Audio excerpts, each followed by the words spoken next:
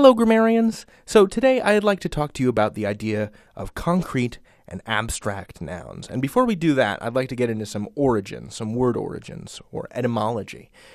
So let's take each of these words in turn, because I think by digging into what these words mean, literally what they mean and where they come from, we'll get a better understanding of this concept. So both of these words come to us from Latin. Concrete comes to us from the Latin concretus, which means to grow together. So this part of it means grown, and this part means together. And refers to something that, has grown together and become thick and kind of hard to get through and physical. The connotation here is that this is a physical thing. Something that is concrete is physical. Abstract, on the other hand, means to draw something away.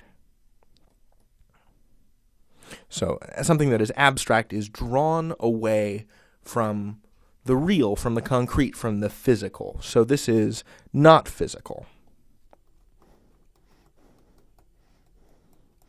And we make this distinction in English when we're talking about nouns. Is it something that is concrete? Is it something that you can look at or pick up or smell or sense? Or something that is abstract, something that isn't physical but can still be talked about? So for example, the word sadness is a noun, right? This is definitely a noun. It's got this noun-making ending, this noun-forming suffix, ness.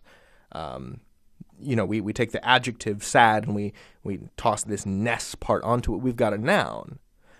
But can you see sadness? Is it something you can pick up? Sure, you can tell by being, observant and empathetic that your friend is sad, but it's not something that you can pick up. You can't be like a measurable degree of sad. You couldn't take someone's sadness, put it under a microscope and say, "Oh, Roberta, you are 32 degrees micro-sad." It's not something physical.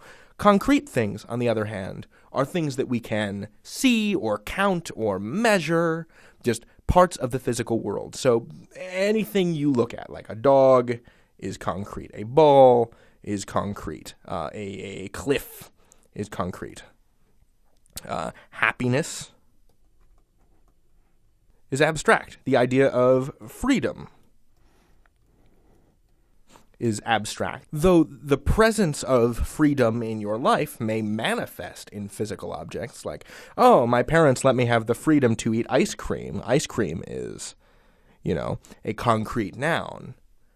But freedom, the thing that allows you, the permission that you get from your parents to have ice cream, that's not a physical object. So that's basically the difference. So a concrete noun is a physical object, and an abstract noun is not. This is why I really wanted to hit the idea that a noun can be a person, place, thing, or idea. Because nouns can be ideas. And those ideas tend to be abstract. Sadness, happiness, freedom, permission, liberty, injustice. All of these are abstract ideas. That's the difference. You can learn anything. David out.